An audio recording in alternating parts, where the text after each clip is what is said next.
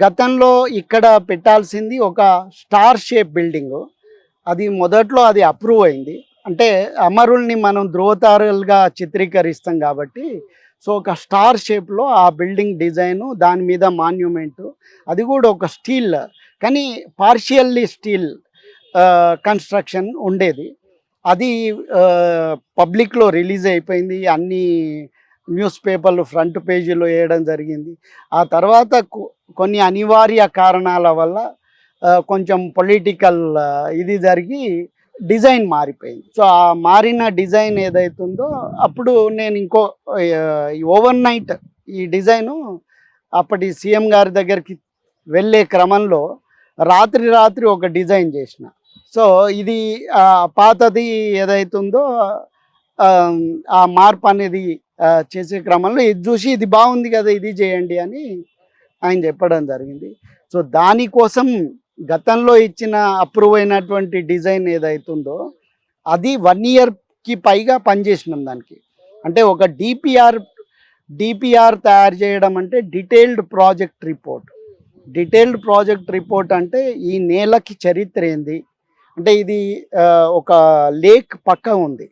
So ఇక్కడ ఓ 100 years చరిత్ర చూడాలి మినిమం. సో ఇక్కడ ఎవరో ఫార్మర్స్ ఉంటారు, పెద్ద గోయి తవ్వి ఉంటారు, లేదా వెల్ ఉంటుంది.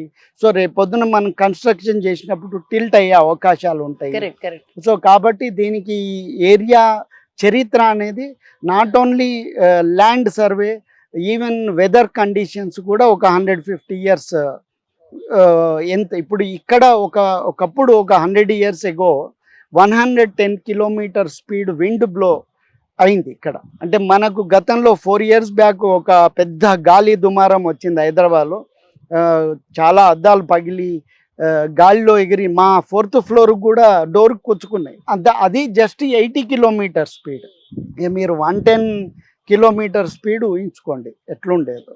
సో కాబట్టి ఇప్పుడు మనం వేసే ఏదైతే స్ట్రక్చర్ ఉందో అది ఆ స్పీడ్ తట్టుకోగలగాలి. అంటే ఇంకా మనం 110 కాదు 120 130 కూడా ఎక్స్పెక్ట్ చేసి భవిష్యత్తులో అది రావచ్చు అనే ఆలోచనతో ఈ స్ట్రక్చరల్ స్ట్రెంగ్త్ ఇవ్వడం జరుగుతుంది.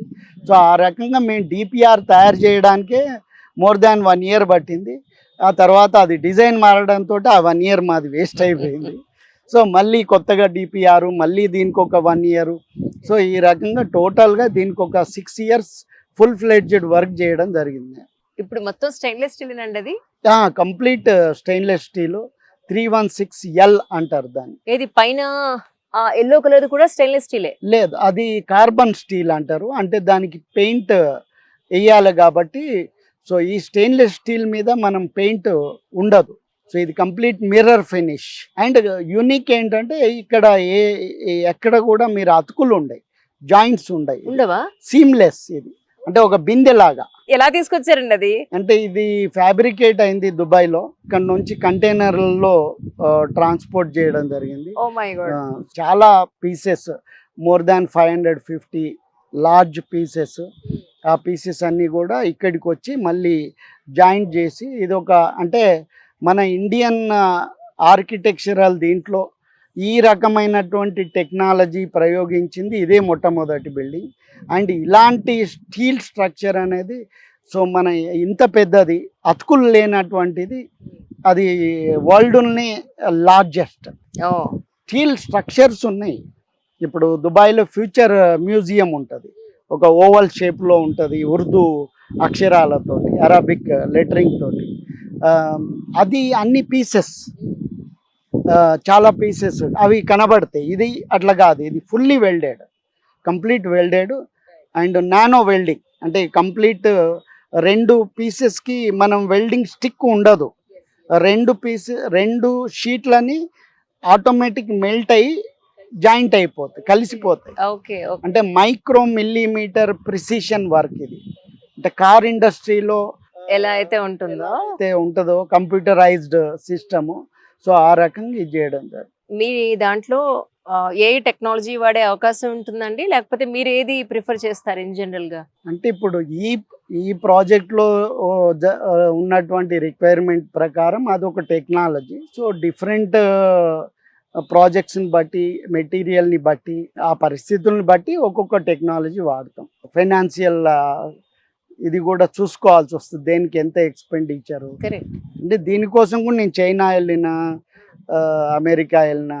సో ఇక ఇవన్నీ ఆల్రెడీ నేను తిరిగిన దేశాలు, కానీ అయినా ప్రత్యేకంగా దీనికోసం వెళ్ళి అదే ఆ కాంటెక్స్లో టెక్నికల్గా సో ఫిజిబిలిటీస్ ఏంది, ఏ రూపంలో పాసిబుల్ అవుతుంది అనేది చూడాల్సి వస్తుంది. అదే కానీ ఈ ఇంటర్వ్యూ ద్వారా మీకు మంచి గుర్తింపు వచ్చి చాలా మంచి వర్క్ వస్తే ఇంతకు మించిన సంతోషం నాకు ఇంకొకటి లేదండి. రియల్లీ రెడ్డి గారు, థ్యాంక్ యూ అండి.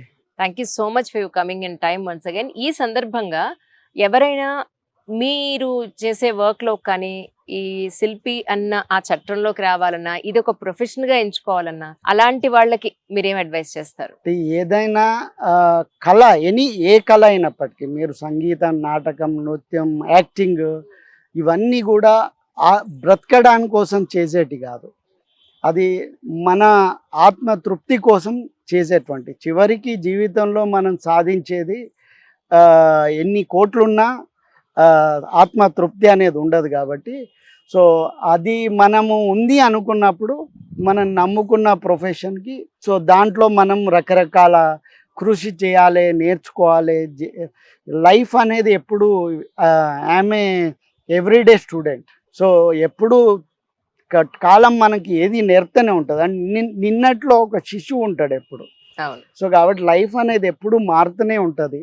సో కాబట్టి మనము ఆశలు ఇవి కాదు, ఆ ఆశలు ఆశయాలు అంతా కళ అనుకున్నప్పుడు సో 100%గా మన అచీవ్మెంట్ అనేది ఉంటుంది అని నేను భావిస్తున్నాను. సో దానికి హార్డ్ వర్క్. నేను ఒక ఫైనల్ ఎగ్జాంపుల్ చెప్పదలుచుకున్నా. ఇప్పుడు నేను 98లో న్యూయార్క్లో ఎగ్జిబిషన్ పెట్టడం జరిగింది.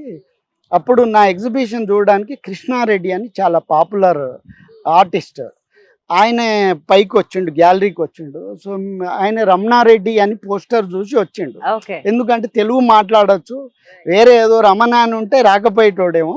ఆ రెడ్డి చూస్తే డెఫినెట్లీ ఈ అబ్బాయి తెలుగు మాట్లాడతాడని వచ్చిండు. సో నాతోటి మాట్లాడుతున్న క్రమంలో ఆయనకి ఫోన్ వచ్చింది, ఎంఎఫ్ హుసేన్.